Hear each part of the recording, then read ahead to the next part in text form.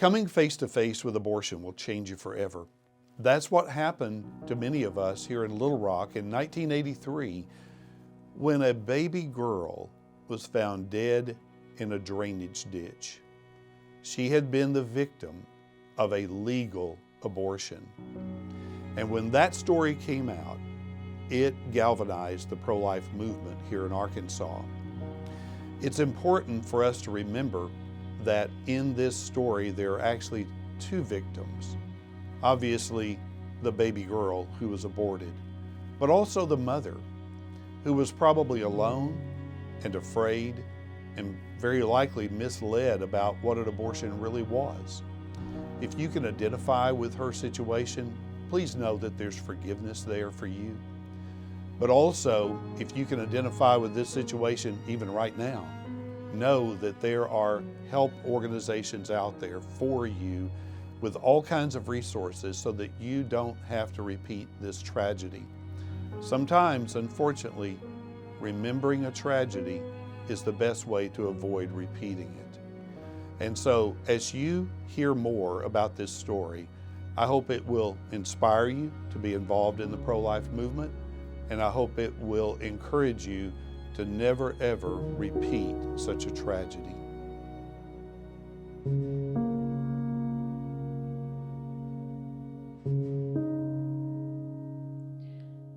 The story I'm about to tell you goes back to 1983. April 28, 1983, an 8-year-old boy was playing near his yard and discovered the lifeless body of a little girl wedged between two rocks in a drainage ditch. This is the story of the baby girl named Mary Rose Doe. This fully formed baby laid lifeless in the drainage ditch with the umbilical cord still attached, laying in the dirty water. And to be perfectly clear, this is not a clump of cells that I'm talking about.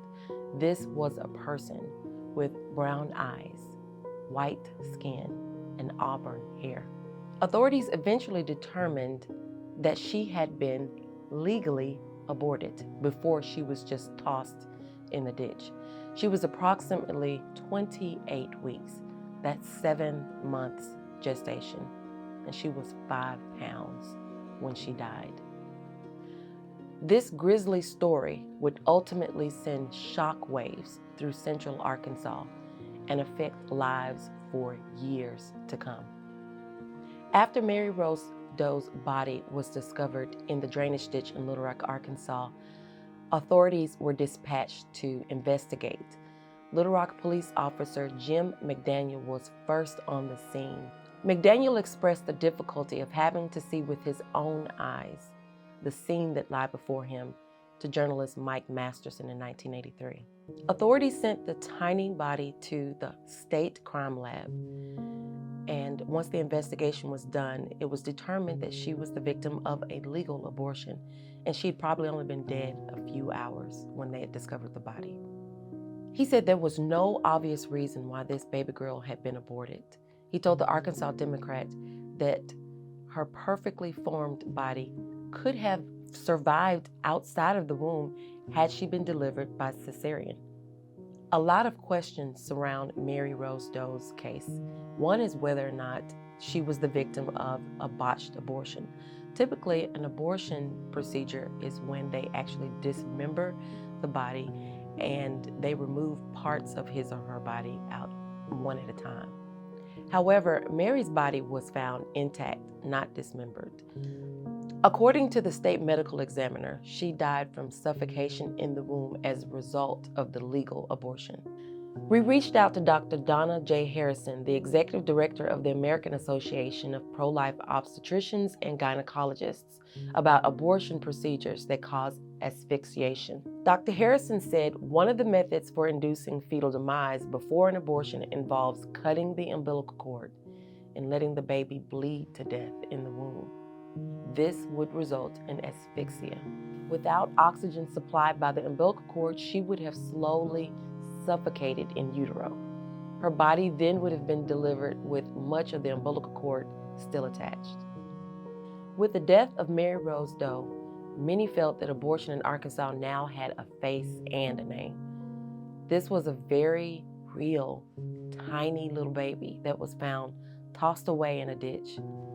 Mary Rose made abortion a very personal and very real issue. She represents all of the babies that the Right to Life movement works so hard to protect. With the help of Jackie Reagan, the North Pulaski Pro-Life Organization, Arkansas Right to Life Foundation, and countless individuals from the state, baby Mary Rose Doe was honored, and her story has and continually does touch so many lives. Less than 3 weeks after her body was found, some 100 people attended a graveside service for Mary at Calvary Cemetery in Little Rock. The community came together to donate a grave plot, a coffin, and finally she was given the name Mary Rose Doe. According to a news report at the time, the group sang Amazing Grace and heard from 2 ministers who both called for an end to abortion. White linen, rosebuds, and daisies covered Mary's casket.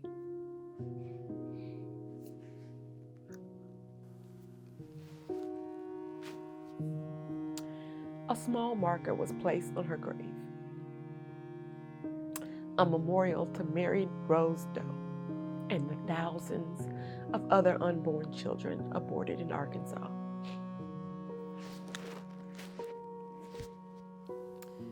There is so much more to her story that I encourage you to seek out. Her short life has had a huge impact on this state and the lives in it. Sadly, Mary's life is one of many that have been taken by the horror of abortion. She was a person with innate value. She might have found romance and fallen in love. She might have had kids and raised a family. She might have started her own business or been an athlete. Although she never got the chance, her life did not go without having an impact and touching countless other lives. So today, we honor her. We honor Mary Rose Doe and the life that she never